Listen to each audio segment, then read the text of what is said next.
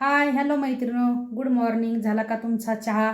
आज फक्त चहाचे, कारण आज आहे मार्गशीर्ष महिन्यातला दुसरा गुरुवार आणि दत्त जयंती पण आहे आणि पौर्णिमा पण आहे. मैत्रिणो, मी आज तुम्हाला ना दिवसभराचं माझं मी रुटीन दाखवणार आहे. त्याच्यामुळे व्हिडिओ ना तुम्ही पूर्ण बघा.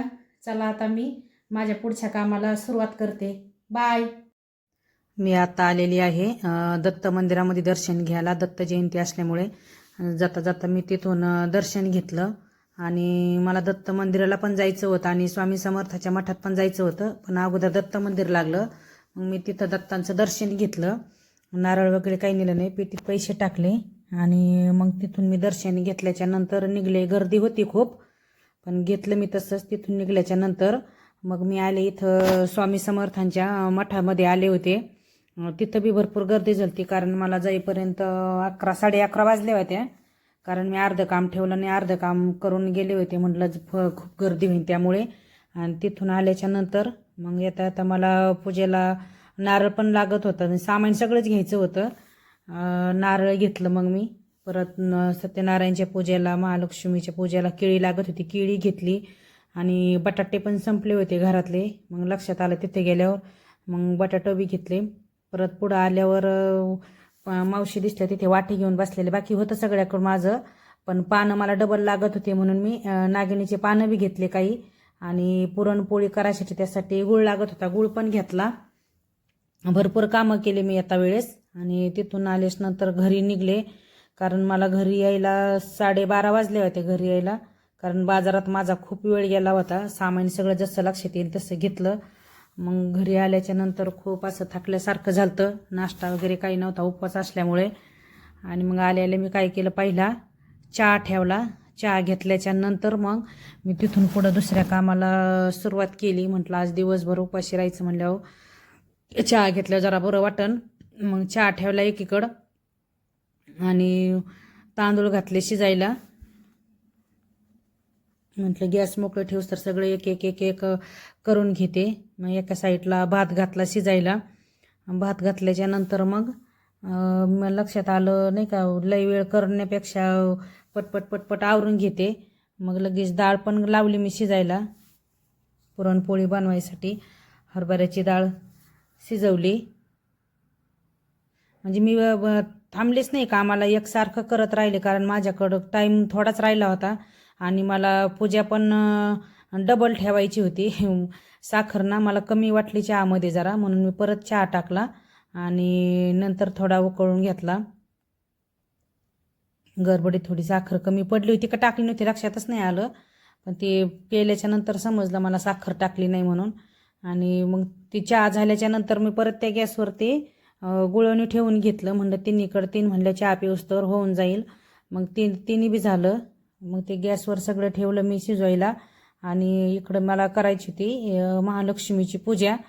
मी आता पूजा पण ठेवून घेतली, कारण म्हणले ही पूजा झाल्याशिवाय मला ती पूजा ठेवता नाही यायची. त्यामुळं पहिले मी अगोदर ही पूजा ठेवून घेतली. ही पूजा ठेवल्याच्या नंतर आहे ना, मग मी काय केलं, मला जरा भूक पण लागली होती आणि मी खिचडी भिजत घातली होती. मग मी काय केलं, ती माझा आत्ता स्वयंपाक झालेला आहे. आता 5 वाजलेले आहेत. 5 नाही, 5:30 वाजले. आता 5:30 वाजले. आता माझा आता स्वयंपाक बनून झालेला आहे. पुरणपोळी बनवलेली आहे. मालकाला बी काही टाईम भेटलाय काय, मागं जाऊन लपून बसायला, मागं जाऊन लपून बसलेत. आता मी ना तुम्हाला पुरणपोळी बनवलेली दाखवते. मला आता छोट्या मुलाला परत क्लासमधून आणायला जायचे, 5:45 त्याचा क्लास सुटणार आहे. आणि मोठ्या मुलाला पण मला स्टेशनला आणायला जायचं आहे. त्याचा आता फोन येईन 6 वाजता, आई मला घ्यायला आहे. आणि त्यांना दोघांना आणल्याच्या नंतर मला पूजा ठेवायची. मी तुम्हाला पूजेचं साहित्य पण दाखवते आणि पुरणपोळी पण दाखवते. मी आता दाखवते तुम्हाला पुरणपोळी. याच्यात मी बनवल्यात पुरणपोळे. मालक म्हणले मी काही जास्त पोळी खाणार नाही, म्हणून त्यांना एक चपाती बनवली. एवढे छान झालेत ना लुसलुसीत. हे पहा, मी तुम्हाला एखाद्या दिवशी आहे ना याची पूर्ण रेसिपी दाखवीन. आज मला टाईम नव्हता दाखवायला पूर्ण, त्यामुळे मी काही दाखवलं नाही. आणि ह्यात आहे मस्त कटाची आमटी केली आहे मध्ये.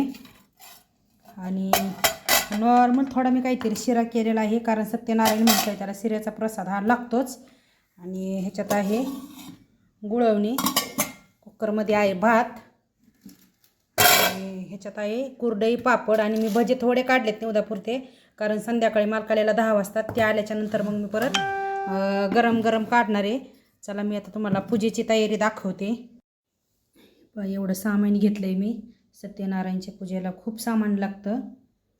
याच्यात ताटात भरपूर सामान आहे, पण एकत्र असल्यामुळे दिसत नाही. इथं चौरंगे आत्ता मला मोठ्या मुलाचं हे पहा. आता मी इथं बसलेली आहे पूजा करायला.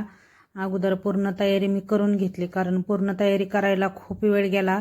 रांगोळीपासून सुरुवात केली होती. जवळजवळ मला ही तयारी करायला अर्धा तास लागलं होतं. पूर्ण तयारी करायला तयारी वगैरे झाली होती. आणि आता मी पूजा ठेवणार होते. पूजा ठेवायच्या अगोदर मी दिवा लावून घेतला आणि पूजा ठेवायला सुरुवात केली. पूजा ठेवल्याच्या नंतर चालू झाली माझी पूजा. मी मोबाईलवर एका काकाची बघून पूजा करत असते, कारण मी 3 वर्ष झाले ही पूजा ठेवते.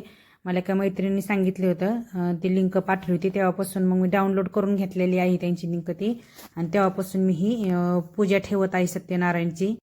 हे पहा मैत्रिणी, झाली आता सत्यनारायणची पूजा पण झाली, आरती वगैरे सगळं झाले. आणि मी प्रसादाचं ताट पण ठेवलेलं आहे. पहा माझी पूजा. मी प्रत्येक महिन्याला पौर्णिमेच्या दिवशी सत्यनारायणची पूजा घालीत असते. स्वामी समर्थाची चांगली असते. जवळजवळ मी 3 वर्ष झाले करते. चला आता मी तुम्हाला दुसरी पूजा पण दाखवते. पहा मी श्री महालक्ष्मीला पण नैवेद्य ठेवलेला आहे. पूजा तिथे सकाळी झालती, आता फक्त आरती केली. मी प्रत्येक वर्षी एका गुरुवारी, कुठल्या पण एका गुरुवारी आहे ना, पुरणपोळी करत असते. हे पहा. चला मैत्रिणींनो, बाय. मग भेटू परत पुढच्या नेक्स्ट व्हिडिओमध्ये. आता मी भांडे वगैरे. हे पहा मैत्रिणींनो, एवढे भांडे पडलेत माझे सकाळपासून. आणि पुरणपोळी म्हटल्यावर भांडे तर भरपूर पडतात. आणि तिकडं काही हातावरले कपडे येतात धुवायचे मुलाचे स्कूलचे.